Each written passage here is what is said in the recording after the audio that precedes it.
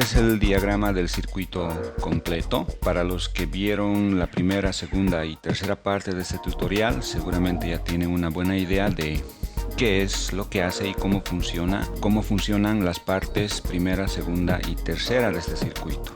En esta cuarta y última parte vamos a añadir el circuito de activación del relé, que consta básicamente de una resistencia de 1K, un transistor 2N2222, un relé, un diodo y tenemos acá el bombillo que está conectado al relé por una parte y a la tensión de red, en mi caso de 220 voltios, en el caso de ustedes puede ser una tensión de red distinta. Este es el diagrama para la conexión del relé. El relé que se muestra en la fotografía es similar al que yo estoy utilizando para la demostración y tiene 6 terminales.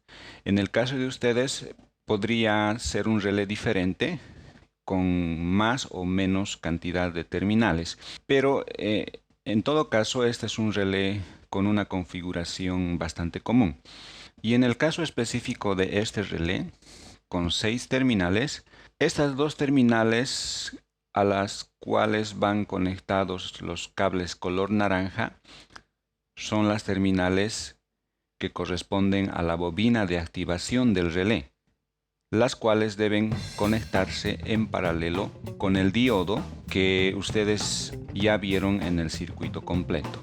De las 4 terminales restantes, estas 2 que ven marcadas con flechas amarillas son las terminales para una conexión normalmente cerrada, y las que ven marcadas con flechas rojas son las terminales para una conexión normalmente abierta. ¿Qué significa esto? Primero, normalmente cerrado significa que cuando el relé no esté activado, la conexión entre estas 2 terminales está cerrada, y cuando el relé se activa, la conexión se abre. En el caso de las terminales normalmente abiertas, sucede lo contrario. Cuando el relé no está activado, la conexión entre ambas terminales está abierta y solamente se cierra dicha conexión cuando el relé se activa. Entonces, obviamente, nosotros deberemos utilizar el par de conexiones normalmente abiertas para la conexión de nuestro bombillo, tal como se muestra en este diagrama, en el cual vemos al bombillo conectado con los cables de color azul.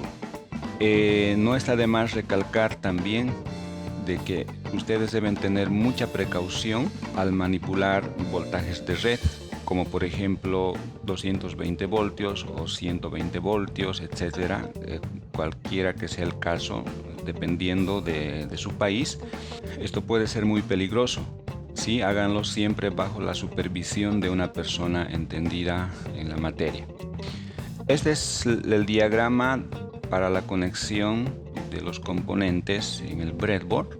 Fíjense que acá he añadido el transistor 2N2222, acá tengo la resistencia, el diodo, y este es el relé. En este caso, las terminales de color celeste que ustedes ven en el breadboard, es esta de acá y esta de acá, son las terminales que corresponden a la bobina de activación del relé. Y las terminales de color rojo son las terminales de la conexión normalmente abierta. Fíjense que en este caso he conectado nuevamente la resistencia y el LED a las terminales normalmente abiertas del relé para propósitos de prueba, porque siempre es muy recomendable probar que el circuito de activación del relé funciona apropiadamente antes de conectar el voltaje de red y el bombillo.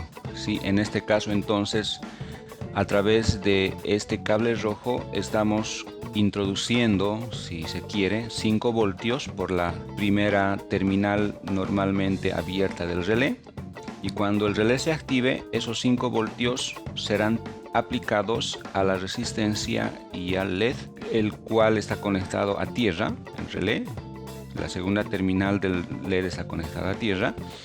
Y de este modo podremos verificar de una forma más segura, utilizando el LED nuevamente, que la cuarta parte de nuestro circuito, que corresponde a la activación del relé, está funcionando apropiadamente.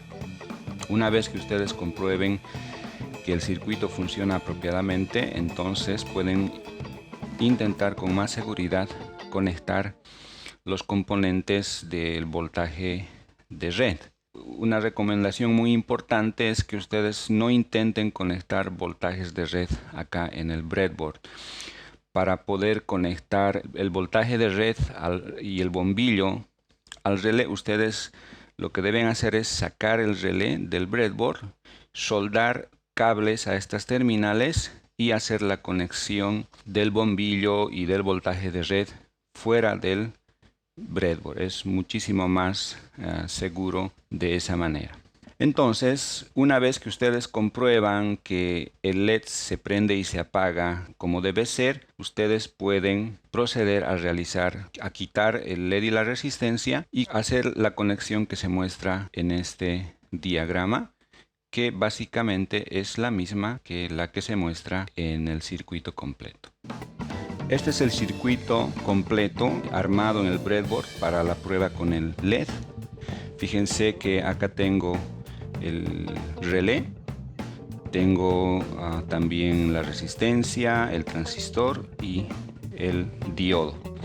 Vamos a proceder entonces ahora a probar la activación del circuito. Voy a pasar el lápiz por delante del sensor. Fíjense, 1001, 1002, 1003, 1004, 1005, 1006. Nuevamente, 1001, 1002, 1003, 1004, 1005, 1006.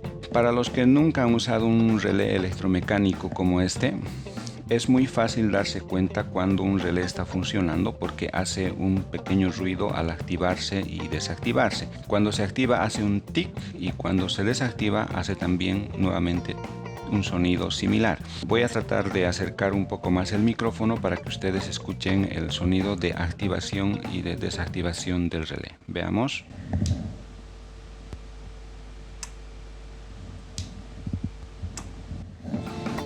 Este es un pequeño prototipo que he armado para demostrar el funcionamiento del sistema conectado al bombillo y a la tensión de red. He armado el circuito en una pequeña placa y vamos a probarlo. Fíjense que si paso el lápiz, entonces la luz se enciende nuevamente.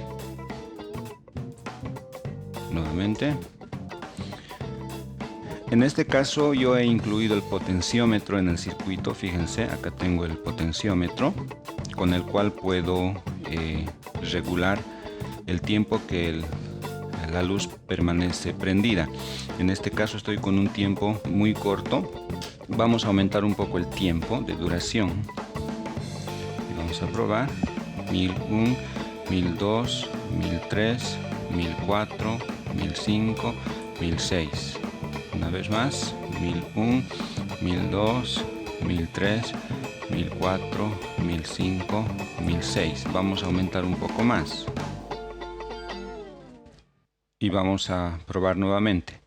1001, 1002, 1003, 1004, 1005, 1006, 1007, 1008, 1009, 1010. Ahora dura aproximadamente 10 segundos.